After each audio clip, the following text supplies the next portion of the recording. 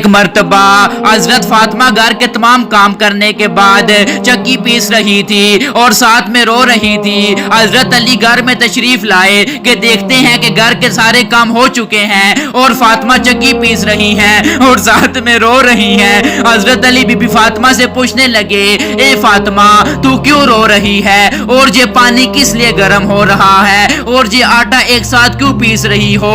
Be be Fatima رو کر فرمانے لگی، اے میرے پیارے شوہر، آج میں نے ایک خواب دیکھا کہ میرے ابا جان کسی چیز کو تلاش کر رہے ہیں۔ میں نے ان سے پوچھا، اے ابا حضور آپ کس کو تلاش کر رہے ہیں؟ تو میرے پیارے ابا جان سرکار دو عالم نے فرمایا، اے فاطمہ بیٹی میں تجھے تلاش کر رہا ہوں۔ بی بی فاطمہ رو کر فرمانے لگی کہ آج کے دن میرا اس دنیا میں آخری دن ہے، آج میں نے اللہ کو پیارے ہو جانا ہے۔ حضرت علی یہ بات سن کر بہت ہی زیادہ رونے لگے اور فرمانے لگے، اے فاطمہ ابھی تک تو پیارے نبی سرکار دو عالم کے بچھڑنے کا غم ہمارے سینے میں ہی تھا اور تو اپنے بچھڑنے کی بات کر رہی ہے، میں تیری اس جدائی کو کیسے برداشت کروں گا؟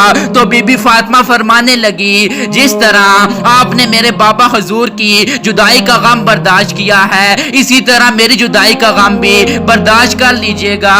حضرت علی پوچھنے لگے کہ یہ پانی کیوں گرم ہو رہا ہے اور یہ آٹا اتنا کیوں پیس رہی ہو؟ آج کے دن بھی تم یہ کام کر رہی ہو، تم نے بہت کام کر لیے ہیں۔ بی بی فاطمہ رو کر فرمانے لگی، اے میرے پیارے شوہر میں نے آپ کے بھی تو حق ادا کرنے ہیں، اپنے بچوں کے بھی حق ادا کرنے ہیں۔ میں پانی اس لیے گرم کر رہی ہوں تاکہ اپنے دونوں بچوں کو اپنے ہاتھوں سے نلا سکوں۔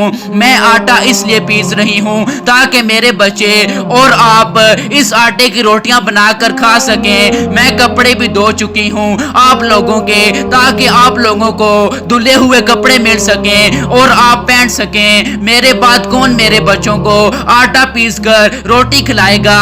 یہ کہہ کر بی بی فاطمہ رونے لگی اور ساتھ میں حضرت علی بھی رونے لگے۔ حضرت علی بی بی فاطمہ کو سمجھا کر وہاں سے اٹھا لیتے ہیں اور کہتے ہیں یہ کام مت کرو۔ تب ہی بی بی فاطمہ کی طبیعت خراب ہونے لگتی ہے، انہیں تیز بخار ہونا شروع ہو جاتا ہے۔ حضرت علی رو رہے ہیں، بی بی فاطمہ بھی رو رہی ہیں۔ اتنے میں گھر میں امام حسن اور امام حسین تشریف لے آتے ہیں۔ وہ دونوں اپنی ماں کو روتا ہوئے دیکھتے ہیں تو اپنی ماں کے سینے سے لگ جاتے ہیں۔ حضرت علی بہت زیادہ رونے لگے، بی بی فاطمہ بھی رونے لگی اور اپنے باپ اور ماں کو دیکھ کر امام حسن اور امام حسین بھی رونے لگے اور پوچھنے لگے، بابا جان آپ کیوں رو رہے ہیں؟ حضرت علی خاموش رہے، پھر امی سے پوچھنے لگے، اے امی حضور آپ کیوں رو رہی ہیں؟ تو بی بی فاطمہ نے فرمایا، آپ دونوں اپنے نانا کی قبر پر چلے جاؤ۔ حدیث شریف میں آتا ہے کہ امام حسن اور امام حسین پیارے نبی سرکار دو عالم کی قبر پر چلے جاتے ہیں، وہاں پر جا کر بیٹھ جاتے ہیں۔ تب بھی اندر سے آواز آتی ہے، اے میرے پیارے بچوں تم لوگ واپس اپنی ماں کے پاس چلے جاؤ، میرے پاس تو تم لوگ آتے ہی رہو گے لیکن آج اپنی ماں کو جی بھر کر دیکھ لو، آج کے بعد تمہیں اپنی ماں کبھی بھی نظر نہیں آئے گی۔ جب یہ بات حسن اور حسین کے کانوں میں پڑتی ہے تو وہ دوڑتے ہوئے گھر چلے جاتے ہیں اور اپنی ماں کے سینے سے لگ کر خوب روتے ہیں۔ حضرت علی بھی رو رہے ہیں، بی بی فاطمہ بھی رو رہی ہیں، امام حسن بھی رو رہے ہیں اور امام حسین بھی رو رہے ہیں۔ اتنے میں بی بی فاطمہ کی طبیعت اور خراب ہونے لگتی ہے۔ وہ حضرت علی کو اپنے پاس بٹھا کر یہ تین باتیں کہتی ہیں۔ پہلی بات تو یہ کہتی ہیں کہ میں نے آپ کے ساتھ کوئی کوتاہی کی ہو، آپ کی خدمت میں کوئی کوتاہی کی ہو، آپ کی نافرمانی کی ہو، آپ کے کوئی حکم نہ مانا ہو تو مجھے معاف کر دیجئے گا۔ حضرت علی رو کر کہتے ہیں، اے فاطمہ تو نبی کی بیٹی ہے، تو نے اپنا حق پوری طرح ادا کیا ہے، میں تجھ پر ہمیشہ خوش ہوں، مجھے تجھ سے کوئی گلہ نہیں ہے۔ بی بی فاطمہ دوسری بات کہتی ہیں، اے میرے پیارے شوہر جب میں اس دنیا سے وفات پا جاؤں آپ نے دوسری شادی کرنی ہو تو کر لیجئے گا، میرے بعد میرے بچوں کو میرے جتنا پیار دیجئے گا اور ان کو ماں کی کمی نہ محسوس ہونے دیجئے گا۔ اور بی بی فاطمہ کی تیسری بات آپ کو حیران کر دے گی۔ بی بی فاطمہ تیسری بات یہ کہتی ہیں کہ جب میں اس دنیا سے وفات پا جاؤں تو آپ میرے جنازے پر کسی کو نہ بلائیے گا۔ یہ بات سن کر حضرت علی حیران ہو جاتے ہیں اور فرماتے ہیں اے فاطمہ تو نبی پاک کی بیٹی ہے, میں تیرے جنازے میں کسی کو کیوں نہ بلاؤں؟ تو بی بی فاطمہ فرماتی ہیں کہ میں نے آج تک اپنے آپ کو پردے میں رکھا ہے, مجھ پر کسی غیر مرد کی نظر نہیں پڑی, میں چاہتی ہوں کہ میرے مرنے کے بعد بھی مجھ پر کسی غیر مرد کی نظر نہ پڑے.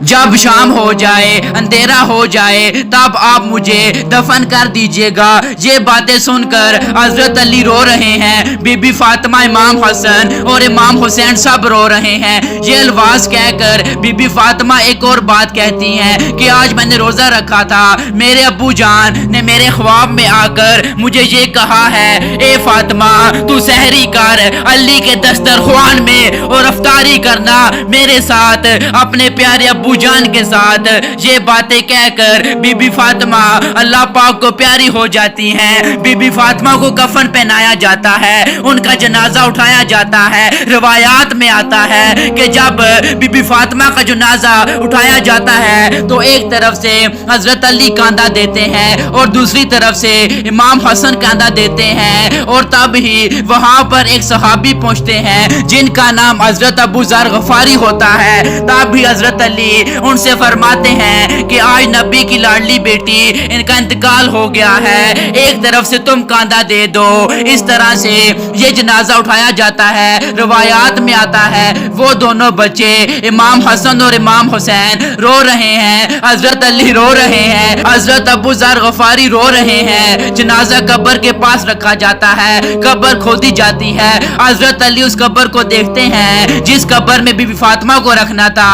حضرت علی بہت زیادہ روتے ہیں, ان کی داڑھی بھیگ جاتی ہے, ان کے کپڑے بھیگ جاتے ہیں. حضرت علی کبھی فاطمہ کو دیکھتے ہیں, کبھی اپنے بچے کو دیکھتے ہیں. یہ منظر دیکھتے ہوئے حضرت ابو ذر غفاری بھی روتے ہیں اور قبر کو دیکھتے ہوئے قبر سے کہتے ہیں اے قبر کیا تجھے پتا ہے یہ جنازہ کس کا ہے؟ یہ محمد صلی اللہ علیہ وآلہ وسلم کی بیٹی کا جنازہ ہے, یہ علی کی بیوی کا جنازہ ہے جس کو امام حسن اور امام حسین کہتے ہیں, ان کی ماں کا جنازہ ہے. تب ہی قبر سے آواز آتی ہے کہ میں رشتہ دار نہیں دیکھتی, میں اعمال دیکھتی ہوں. یہ قبر کی آواز جو آئی تھی یہ بی بی فاطمہ کے لیے نہیں تھی, کیونکہ بی بی فاطمہ تو بخشی بخشائی تھی اور جنت کی عورتوں کی سردار تھی. بی بی فاطمہ گناہوں سے پاک تھی. یہ آواز تو ہم جیسے لوگوں کے لیے تھی جو گناہگار ہیں. بی بی فاطمہ کو قبر میں دفنایا گیا. حضرت علی اپنے بچوں کو سینے سے لگائے قبر کے پاس بیٹھ کر کافی دیر تک روتے رہے. وہ بچے اپنی ماں کو یاد کر کے روتے رہے. وہ ہمارے پیارے نبی کا گہرانہ تھا, وہ تو بخشے ہوئے لوگ تھے, جنتی لوگ تھے, جنت کے لوگوں کے سردار ہیں. نافرمان لوگ تو ہم لوگ ہیں جن سے قبر ہزاروں سوال کرے گی کہ کون سے اعمال لے کر آئے ہو میرے پاس. اللہ پاک ہم سب کو نیک عمل کرنے کی توفیق عطا فرمائے, آمین ثم آمین. اگر ویڈیو اچھی لگے تو ہمارے اسلامی واقعات چینل کو لازمی سبسکرائب کر دیجئے گا. شکریہ.